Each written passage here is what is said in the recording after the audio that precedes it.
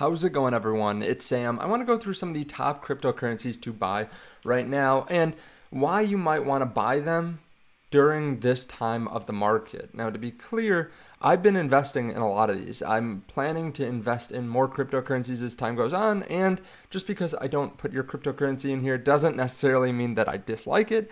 It's just maybe that I haven't done research on it, or there are only so many different cryptos that I can keep track of. But we're going to go through 15 different cryptocurrencies that I think have a big potential in the market, and we're going to go through why now might be a good time to buy and why also I'm going to be selling a lot of them during the end of the bull run and how I'll be doing that, where I'll be putting the cash.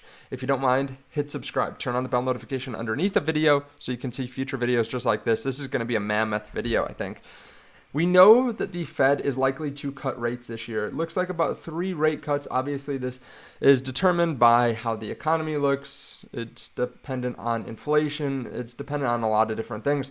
But this is a big tailwind for the cryptocurrency market. If we start seeing rate cuts, what does that mean? Well, everyone that has their money in savings accounts, money markets, is going to have to reevaluate whether they want to keep it there. Because, yeah, you might be getting a 4.5% rate now, or in a few months, maybe you're getting 5% right now. But where's that going to be in a year or two? Is it going to be 3%? Do you really want to leave all your cash there when we're going into maybe another bull run in cryptocurrency or in stocks? We're at all-time highs for stocks right now, and the economy is looking pretty strong. Do you want to keep your money in a 3% savings account? Probably not. You might want to transition some of it over. And so people are going to be looking at higher risk assets such as cryptocurrencies. And part of the reason people are looking at cryptocurrencies is because we have been moving up a lot this year. You can see Bitcoin's at 70,000. It's at new all-time highs. A lot of people were talking about this maybe a few weeks ago. Now it seems like everything's just calmed down a little bit, right? Some people are still talking about crypto, but I think a lot of people were looking up Bitcoin when it raced up very quickly from 60 to 74,000 and even before that. But now, we've been sitting around the same point. Not as many people are talking about it. This is kind of the calm before the storm. And part of the reason we've seen Bitcoin come down a little bit, down about $10,000 and then start to come back up from that high a few weeks ago, is because of Grayscale. Grayscale keeps on dumping Bitcoin on the market. They're nearly through about 50% of their pre-spot Bitcoin ETF amount of Bitcoin. So they've sold about half of it. This is actually from a week ago, and they had another week of selling about, I think it was around 17,000 Bitcoin again this week. So they continue to sell, but it looks like it's slowing down. Not to say that we won't pick up again, because we've seen that in the past where it slowed down and then kicked back up. But at the same time, we have the other Bitcoin ETFs just swallowing up Bitcoin, and a lot of the ETFs can't even be sold to certain entities yet. Like, a lot of financial advisors aren't pushing these yet. A lot of banks aren't pushing these yet, but we know that they're interested because there's rumors of it happening in the background. It has to pass through compliance, but you can already see, even with a lot of this tapered demand, or even with this tapered buying right now, we've still seen the new ETFs purchase 500,000 Bitcoin in the last 54 trading days. This is in addition to this is counteracting the GBTC selling. So we have had net buys of Bitcoin. Keep in mind, some of the GBTC selling too is going into these new ETFs, but not all of it. There are a lot of entities that were bankrupt that had GBTC. They're now just selling. They're just selling, and they're not buying these ETFs. So what's that mean? Well, we have gone through half of the selling pressure from Grayscale, or half of their bag. And at the same time, the ETFs are still swallowing all this up.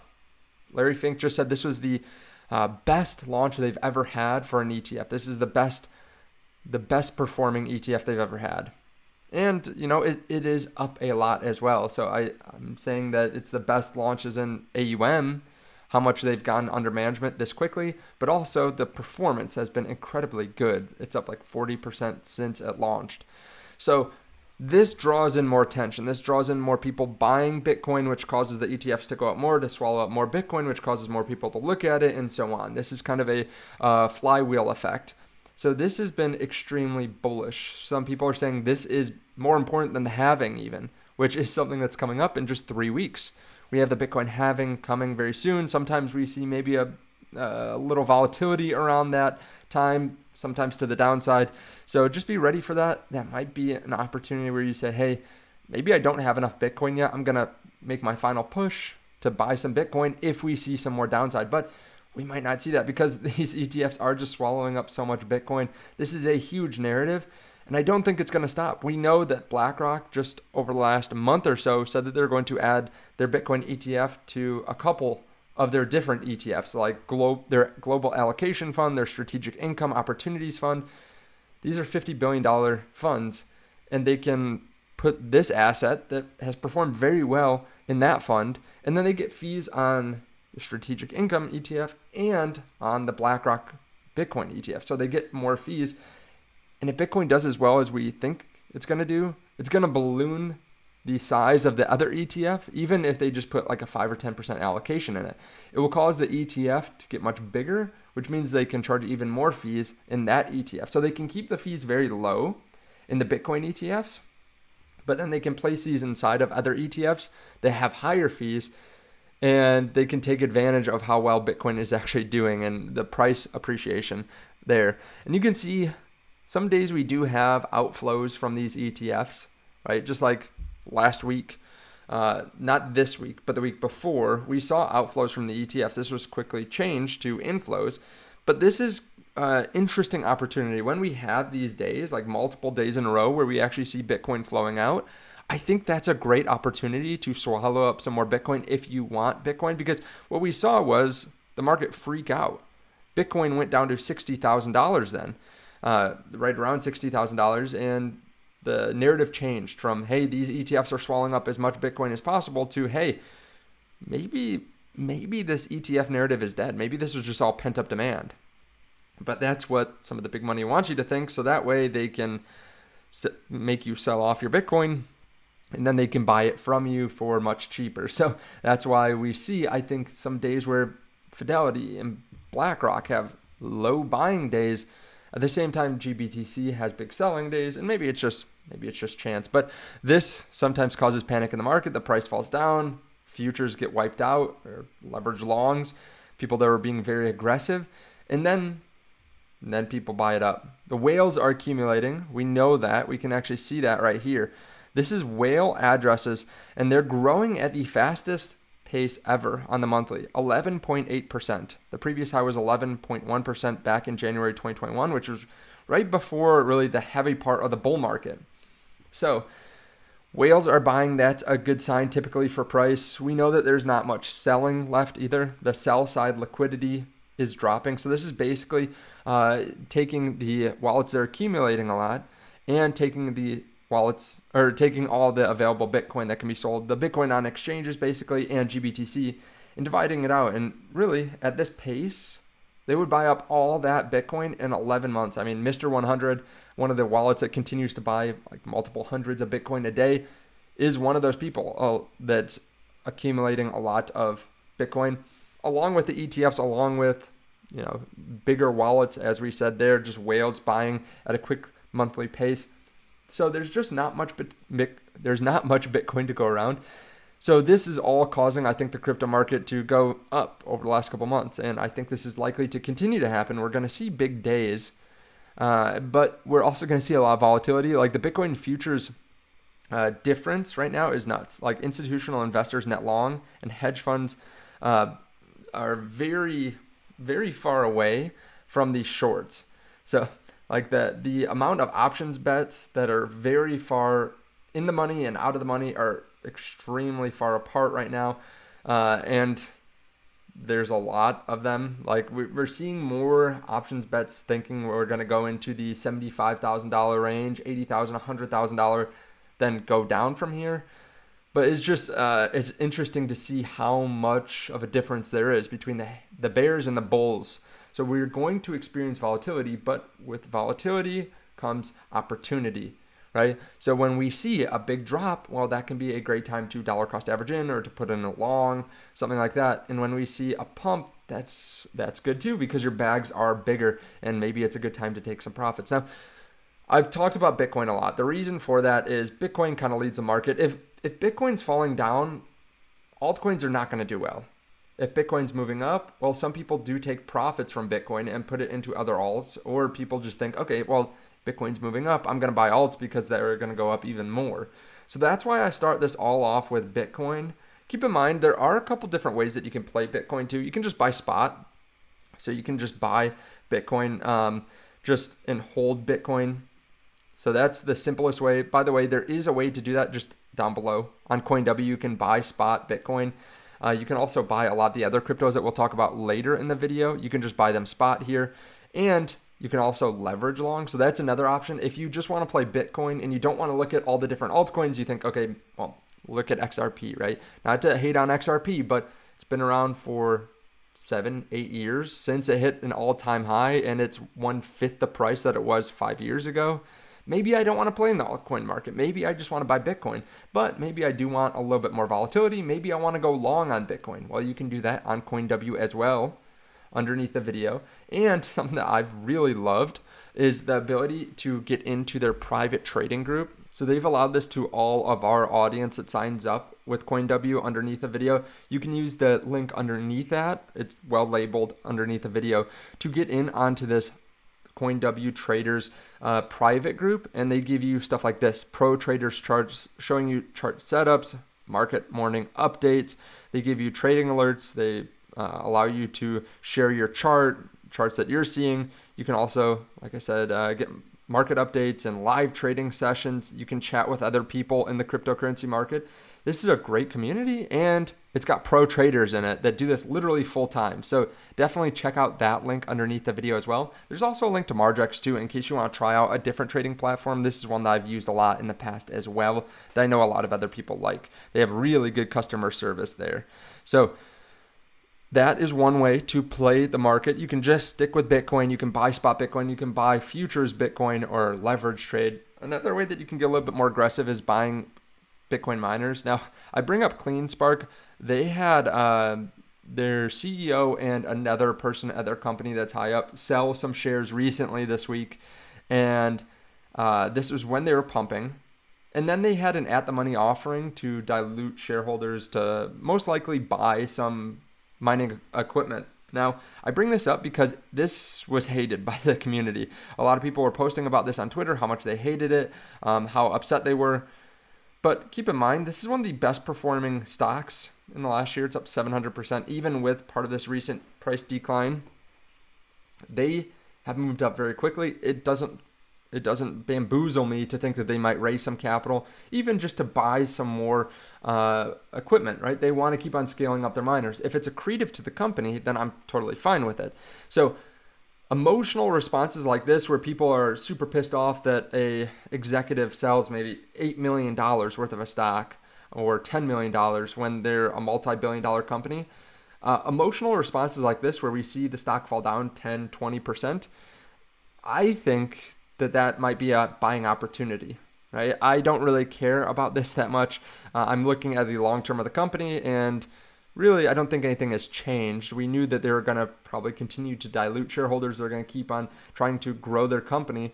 So seeing something like this, even though I haven't bought CleanSpark in a while, makes me more interested, because really this is the only thing causing it to fall down recently. So I see that as maybe a bit of a buying opportunity if you are trying to play something that's a little bit more risky than Bitcoin, a little bit more leveraged. But you know, this is definitely riskier than Bitcoin. It's a whole different game. Another thing you can do is buy something like the ETFs, right? This isn't a more risky version of buying Bitcoin, really. I think of this actually as slightly less risky. I know some people, a lot of people, myself included, will say not your keys, not your crypto. I do think this is a little bit different since this is so well respected. BlackRock, I think, will be a better custodian than all these crypto bro companies, startup companies that have flooded the market in previous bull markets. So I think that this is safer than a lot of those, all those other companies essentially. And having something like IBIT can allow you to buy in a retirement account, which means that you can be a little bit more tax sheltered, tax protected. And honestly, some people, they should be buying this. They should not be buying Bitcoin because they probably can't handle self-custodying, right? They can't handle using an exchange where someone could scam them. So I do think that for some people, it just makes more sense to buy something like iBit. So I just want to get that out of the way. I'm very bullish on Bitcoin. The majority of my crypto is in Bitcoin. The majority of my I don't want to say my net worth, but Bitcoin is my largest holding right now of any asset that I have. And part of that is because I think it's a lot less risky than the other cryptocurrencies that we'll talk about on this list. But the other side of it is I still think it has a lot of potential and is likely to go up very significantly during the coming bull run. Now, I will say, I just dealt with some tax stuff yesterday. It's definitely a pain in the ass. We'll talk about some of the cryptos in a second that I think are a little bit higher risk, higher reward. But I just wanted to bring this up in case you are going through your taxes too and you're thinking it's a pain. I don't know how I'm going to account for all these crypto tax problems or crypto transactions. I just wanted to bring this up. I haven't talked about it in a while, but I do own part of a crypto company that helps you with your taxes. So we have someone go through line by line and look at all your crypto transactions, because there are websites that you can hook up your wallets to, but they don't hook up every single wallet. They don't work with every single wallet. Sometimes they get your transactions wrong, or they don't account for fees. A lot of people don't really think about the gas fees, which can add up over time. So we've actually been able to save people money on their taxes even after paying for this tax service, and it just takes it out of your hands so you don't have to deal with it. I'll leave a link to this underneath the video so that you can use it as well if you're interested.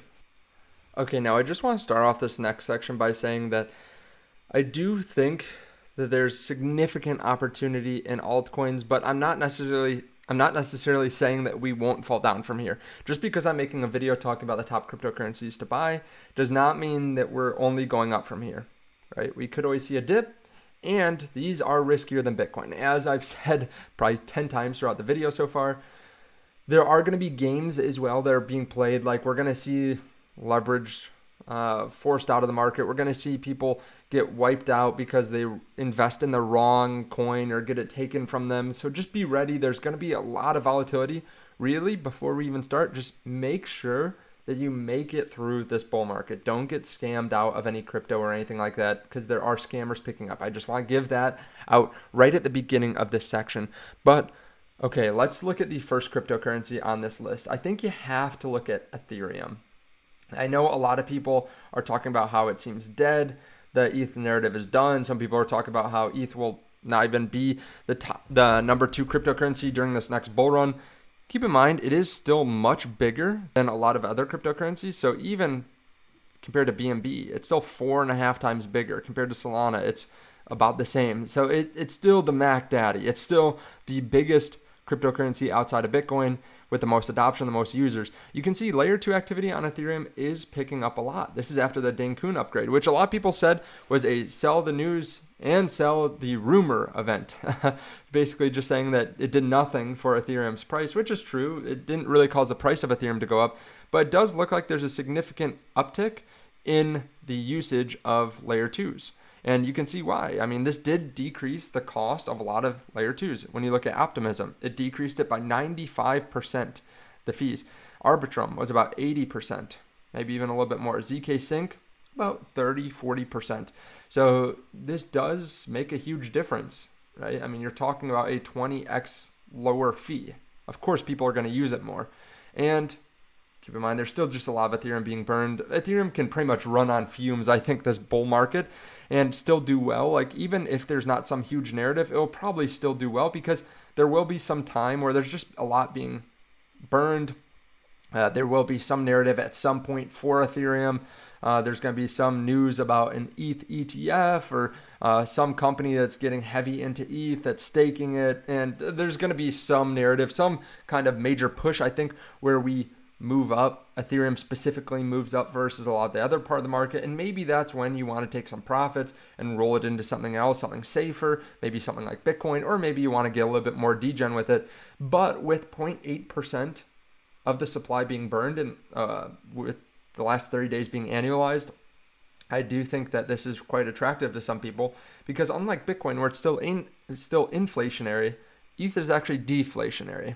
It's actually becoming less and less prevalent there's less and less supply. So yeah, I do think there's a huge narrative for ETH during this next bull run. Now, is it the sexiest crypto out there? No. Is it going to move up as much as some other L1s? No, probably not. But I do still think that it will do pretty well. And when you look at the ETH Bitcoin chart, it's ugly, right? Since August 2022, it's been pretty much straight down. And you can see this trend line where we kept on getting rejected. Then we finally broke out against Bitcoin here. Then we fell right back below it. And it seems like we're like almost, I don't want to say invalidating, but it seems like this line doesn't really matter as much anymore. But you can see we're below it now. So maybe we get rejected just like we saw all these other times. Or maybe we're just close to the bottoming out section or we fall down further. It's hard to know exactly where we're going from here. But you can see it is very low compared to where it's been in the past. Like this is about where it's bottomed the last 2 times. Maybe we see like a little bit of a triple bottom here. If ETH were to even fall down 2% versus Bitcoin, it would be right back down at the bottom of this range. And maybe that's the time you want to pick it up.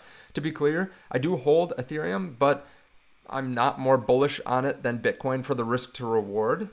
But I think this could change if we fall significantly. If Ethereum falls significantly and maybe even breaks this line, I'll probably be looking at adding more Ethereum. And just so you know, just because it breaks this line does not necessarily mean the price of Ethereum is going down. It could just be that other assets are like Bitcoin specifically, obviously, because this is a ETH Bitcoin chart. Just it could mean that Bitcoin is moving up faster than Ethereum. So I am watching Ethereum. I own Ethereum. It's not something that I'm aggressively adding to at this point, but I do think, like I said, that there's going to be some time period during this bull run where it does extremely well. So that's number 2 on the list. And the reason it's number 2 is not because it's my second favorite, but because it is the second largest. So we're just going to go down the risk spectrum here. So let's go on to the third. Okay, the next crypto on this list has to be Solana. Solana is just a monster and has done extremely well. You can see this symmetrical triangle that we're coming into. I expect an explosive move probably by the end of the month. We're going to probably see a breakout to the upside. I'm pretty excited about this because I do hold a big bag of Solana. I actually may be going along very shortly on this. And you can see like there have been some pullbacks on Solana, but it's just been on a rampage. Like it's probably the darling of this bull market. And for good reason. A lot of people understand how bullish some of the numbers are coming out of Solana. Like, for example, it's seeing record high monthly DEX volumes. Monthly volume on Solana has passed the $50 billion mark. The monthly revenue has also surged above 20 million in March from roughly 7 million in February. That's nuts. Triple the fees there, or the revenue. Now, a lot of this is coming down to meme coins. A lot of people are interested in meme coins. A lot of people are investing in meme coins through Solana on DEXs like Jupiter. And there's just a huge narrative for this during the next bull run. For meme coins specifically, it seems like a lot of people went from, hey, I hate meme coins. I think this is dumb. Why is anyone investing in these? They're worthless. To, well, I get the appeal. I'm going to invest some of my capital into it. I know a lot of seasoned crypto investors that didn't even look at meme coins last bull market. They're now like, no, it's just a part of the game. I'm going to play it. I'm going to make some money or I'm going to lose some money. And that's it. That's what it is. I understand that's gambling. So it is interesting to see that kind of, I don't want to even say maturation. Maybe it is maturing. It's crypto maturing. That kind of maturing in the crypto market for some of these investors that have been through their second or third bull market. And there's also a narrative for Solana with the gaming space too. The fact is Solana fees are just so much lower. I mean, you're talking about a fraction of a penny, even compared to some of the layer 2s on Ethereum, which are, maybe 10 or 100 times the fee of Solana. Keep in mind though, Solana does have times where it goes down. There's FUD against Solana.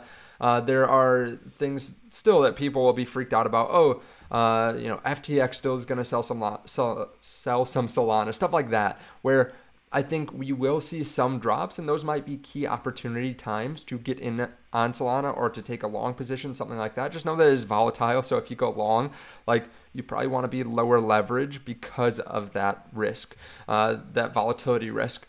So I do think this is going to be interesting to see how this plays out, but I do think Solana is probably going to be one of the best performing big caps during this next bull run. All right, the next narrative I've been pretty early on in, and I still think it's a great narrative for the next bull run, and that is, let me turn this on. This will be much better. That is the Launchpad space. I think Launchpads will do extremely well. If you don't know what these are, and we'll go through a couple of them right now, I think this is really where it's going to kick up. Like, this is going to be the next leg of the Launchpad cycle, and I'll show you what they've done in the past, but Launchpads allow you to get into cryptocurrencies early on, like some cryptocurrency that's private that's going to have a token drop or an IDO. They're going to have a token listing. They go through these Launchpads, get some excitement, get some hype, get some holders because people can invest through the Launchpads, and then they come to the market. So they might have some gaming project, they might have AI, they might have some other thing that they do as a crypto, and they come through these Launchpads. Now, why do you want the Launchpad tokens? Well, a lot of the time to get in on these launches, you need to hold the Launchpad tokens. So you have to go buy CDFI, you have to stake it, for example. I know this is the case for Tencent because I've done this with my Tencent tokens, but you might have to go buy the tokens, stake it on their website, and then you can get access to start investing in the projects. A lot of the time, too, they'll have something like a 7-day refund policy. That's what Tencent has, where if you don't like how the launch went, you don't take your tokens, you just watch it for the first 7 days, and if you don't like it, then you can get your USDT back or whatever you invest back. Now, I still think we're at an opportune time. Keep in mind, I started buying, for example, CDFI around $1.10 back in November of last year, and I kept on buying, and then we had a bit of a pullback, so we did go down from $4.20 all the way down to $2.80, a 30% pullback. And now we're right back up. So we can see some volatility with these. Now, it's kind of crazy to look at the previous bull markets for CDFI because it did something very similar to what it's doing right now. It went from like $1, maybe 60 cents, all the way up to $4.70, which is almost exactly where it went just a couple months ago. Then it fell down to about $2.88. Again, about the same it was a couple months ago. Now it's up at like $4.50, $5, which is right about where it was here. And then it went on a massive run, like a 3x run. So do I think that CDFI is going to go up and 15x from here, 20x from here? Not necessarily.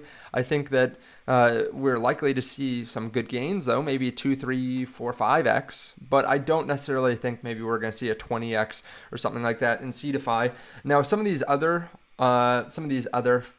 Launchpads, maybe we see some bigger gains on, like Tencent. Like I said, Tencent's another Launchpad that I've invested in, I've staked, and they do something very similar to what CDFI does. Now, CDFI is more specific gaming. Tencent does a little bit more. They work with AI as well. Like, this is one of their launches here soon, where they just have 5 days until the IDO launch, Rainmaker.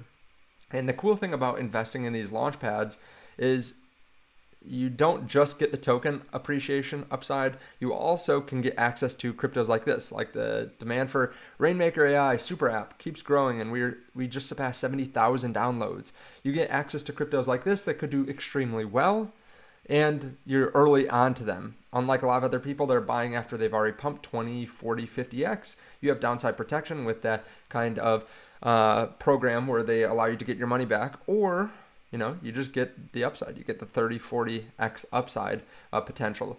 Now, there's another cryptocurrency that I most likely will be investing in, Ape Terminal. This was hated after the Satoshi VM launch, but they've had a lot of good launches on it, from Inspect to BFI, AIT Protocol, Star Heroes, Satoshi VM, some doing over 100x, some doing 10, 15x. Now, there are a couple big narratives that I want to be invested in during this next bull run. One, obviously, is gaming. Now, most of the gaming cryptos I have are actually Launchpads or Launchpad related. I just think it's safer than investing in the specific games, and you can also get some of that upside appreciation through layer ones as well. So I haven't been investing in as many individual games. I have been investing in some gambling cryptos as well. One that I've talked about is Blockchain Bets, also invested in poker and a couple other smaller ones. These are very small positions in my portfolio, but they're also small market caps. So I have some positions in those. There has been another casino crypto that I've invested in that I'll talk more about in the future, but be on the lookout for that. I also know that AI is going to be a big narrative for this next bull run. One AI crypto that I'm investing in is Aether. So they have scalable decentralized cloud infrastructure. They have like 4,000 H100 NVIDIAs.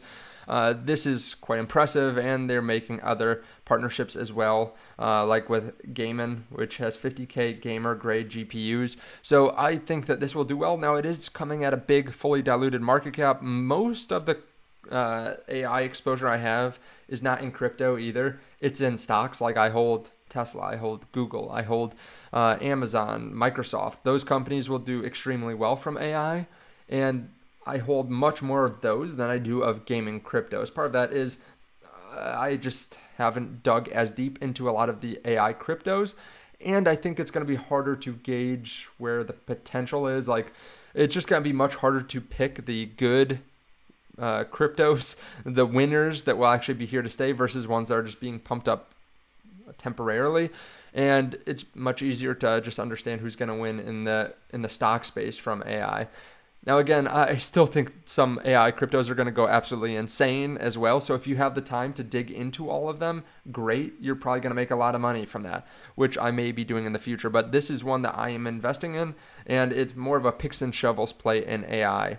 The next crypto on this list I'm investing into, and I think makes sense, is Easy. So Easy is a gamified marketplace, and I'll let the founder actually explain it here in just a second, but they just launched their mainnet, and they also announced that they're going to be working with Animoca Brands, one of the biggest names in the space. So they're an investor and strategic partner, one of the most recognizable names in Web3.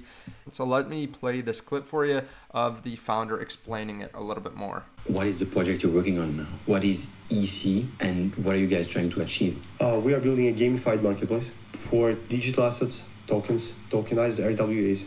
What we are trying to achieve, we want to match supply and demand. I see the big problem that supply and demand on this type of the market, it's not matched. And this is a big problem because there are a lot of people who are, again, contributing to the market with time, with attention, but they haven't got a chance to contribute to the market with money because of the high cost barrier. And what we're doing, we're just lowering the cost barrier to enter to the market. By making this super gamified, we're making those action-based raffles, we're making those ticketed sales systems, we are making it fun and easy way for users to get to the market, get into the market. I'd say it like this. And as well, we are bringing users closer to the community of like-minded individuals. All these, let's say, we are not targeting big whales, we are not targeting the wealthy individuals, we are targeting retailers, we are targeting the mass audience who want to feel inside, who want to feel inside the community, who want to feel inside the market. That's basically what we're doing. I'm also investing in Satoshi Sync, which is part of the BRC20 narrative. Let's just scroll down. You can customize your own BRC20 token, seamlessly bridge to ERC20 or other EVM-compatible blockchains, instantly create a market with a single click through Uniswap. It's just really easy to use. And I think BRC is going to be a big narrative, like coins on Bitcoin network is going to be a big narrative. All good things come over to Bitcoin eventually. And we've seen that with inscriptions, which are similar to NFTs. We've seen that with a lot of different functionality through Bitcoin as well. And I even know some Bitcoin investors that have only invested in Bitcoin, but have now started to buy BRC20 tokens as well because it's part of the Bitcoin ecosystem. So it is interesting. They have some investors that wouldn't invest in any other cryptocurrencies that do invest in BRC20. There's also a case to be made for XSwap, the first cross-chain swaps protocol on Chainlink. So it just makes it easier for new investors to swap between different cryptocurrencies. Keep in mind, some of the last few that I've talked about are pre-sale. They're not out on the market yet. A lot of the time we will see like a massive pump when these are launched, and then we see a massive dip, and then they kind of consolidate for a while before continuing to move up. Just be careful if you do buy it the day that they launch. A lot of the time you can lose money if you're not like right when it launches. But sometimes you can also get a lot of upside as well on that launch if you can get in really early or through a Launchpad. But even like Satoshi VM is up over 10x since it launched. I think it's closer to 15 to 20x since you could buy it on Uniswap. And that's even after it's dipped 50% from the all-time high. So sometimes you can get in early enough that makes sense, but a lot of the time you might just want to watch these things drop, follow them, and then maybe you want to invest a couple weeks after it launches when it has consolidated a while. Another cryptocurrency that I have been adding to over the last few months is TIPS. So just the tip, which is a meme coin on Solana. And this has taken a bit of a dip recently, a dip for the tip. But I do think meme coins are a good narrative, and I know some of the people behind just the tip. They've done a successful meme coin in the past. It's still small, like around 4 or 5 million. Keep in mind, this is super risky. So it is one that I'm holding, and one that hopefully will continue to grow, so to speak. But hopefully will continue doing well. But obviously, there are so many different meme coins in the space. It's kind of like hot potato. Like you want the hot potato until you touch it, and then you're like, okay, let me get rid of it and get into something else. I don't know if that's the best analogy, but there is a lot of potential in meme coins because there's a lot of attention on meme coins. So you can see them pump up significantly and then drop significantly. Now, another thing that I think you want to be paying attention to for this bull run is having cash. Having cash is important because there are a lot of tokens that are going to drop, that are going to do extremely well, that you might want to put some money into. There are a lot of cryptos that might be oversold at some point. There's just a lot of opportunity in the market, and you want to make sure that you have some liquidity. So I do think keeping some cash makes sense as well. And I just want to hit on the fact that I will be selling a lot of these cryptos. Like if any of these cryptos on the list pump up significantly, I'll probably take profits. I do have a plan to take profits during this bull run. I plan on selling about half my Bitcoin. I know it's crazy, but I do want to sell about half my Bitcoin, and I want to sell pretty much all my altcoins, as much as I can on my altcoin bag. So every single altcoin every single coin after Bitcoin on this list, I plan on selling. I do plan on selling it at some point. And I do have some things I'm going to be doing, some specific strategies on that. I'm going to be taking more of a time-based approach than a price-based approach. I think it's really hard to know exactly where Bitcoin's going to go, but we have seen a lot of consistency in how fast it gets there, when the tops of the markets are, when the bottom of the market is. So I will be starting to trim my positions, most likely in a few months. It's going to be really early. I know it sounds crazy, but I plan on selling over a extended period of time, over a year. And I want to make sure that I don't hold too much of my bags during the bear market, right? I don't want to be stuck with a bunch of cryptocurrencies that go down 95% in the bear market. So I do plan on starting to take profit in about, like I said, about 3 months. And I'm going to be really early. Cryptos are going to pop off probably 3, 5, 10x after I start selling. But that's why I'm selling a small amount each month. So it's not going to be super significant. But after months of selling, I will have some more liquidity in case there's some opportunity. And what I'll be doing with that money is just parking it right now. Honestly, this is not the time for me to be looking at a bunch of different investments outside of the crypto market. No, my job right now is to dial into crypto, know what's happening, position myself in the right cryptocurrencies now, make sure that I take profits, and all I'm going to do is be sitting on a bunch of cash. And then after this bull market is done, assuming that we do have a similar bull market to what we've seen in the past, then after the cryptocurrency market dips, once we go into another bear market, that's when I'm really going to focus on allocating cash. I know it sounds crazy to sit on so much cash, especially with inflation, but we still do have 4 or 5% that we get on savings accounts and money markets. I realize that's going away, and that was part of my narrative for why I think crypto will do well in the first place. But if I've made a lot of money in crypto, the last thing I want to do is go put it into some investment without spending a lot of time looking at that investment, making sure it's a good opportunity. And the last thing I want to do too is spend a lot of time outside of this market. I want to, like I said, I want to dial into the market because I think that's where we make a lot of money, and then we can figure out what to do with our fat bags of cash after this market dips. I'll probably want to buy the dip during the bear market. I plan on having more Bitcoin in 3 years than I do right now, 3 or 4 years. But I still plan on selling some of it. I plan on us dipping. That's what we've seen every single cycle. Everyone always says this cycle's different, but I do think we'll have an opportunity to get some more cheap Bitcoin in a bear. That's not necessarily saying not to buy right now, though, because our bear market might be $60,000, $70,000 Bitcoin in 2 or 3 years from now. So that's something to consider. We might not have $40,000 Bitcoin ever again. It might just never happen.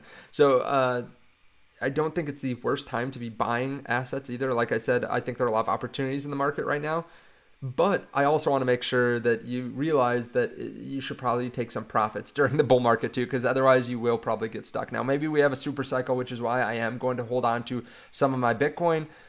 But assuming Bitcoin goes up to $150,000, $200,000, $300,000, well, if I don't take profits, that's going to be the majority of my net worth, right? So I want to be careful about that. I want to make sure that I'm still diversified. And again, I'm going to take the time during the bear market to figure out the best allocation for myself and my family. Now, let me know your thoughts on this underneath the video. Again, you can check out the links to CoinW, to MargeX, and also the links to BCM in case you want some help on your taxes. Thank you so much. Let me know your thoughts on all these cryptocurrencies underneath the video. I realize I threw a lot out at you, a lot of different cryptocurrencies, a lot of different ways to play this market. But I want to hear your thoughts on the best cryptos underneath. Again, I didn't cover every single crypto. Maybe I like the crypto that you're investing in. Maybe I hate it. But there's a good chance that I just only have so much attention that I can give to the market. And the majority of it is over on Bitcoin. So there are a lot of cryptos that kind of fall through the cracks. We're going to miss a lot of cryptos. Every one of us is going to miss a lot of cryptos this next bull run. But that's okay. There are going to be 100Xs, 1000Xs that we're not investing in. The key is to be pretty solid on the 10 to 15 cryptos that we actually hold. Thank you so much. I appreciate it. I will see you in the next video.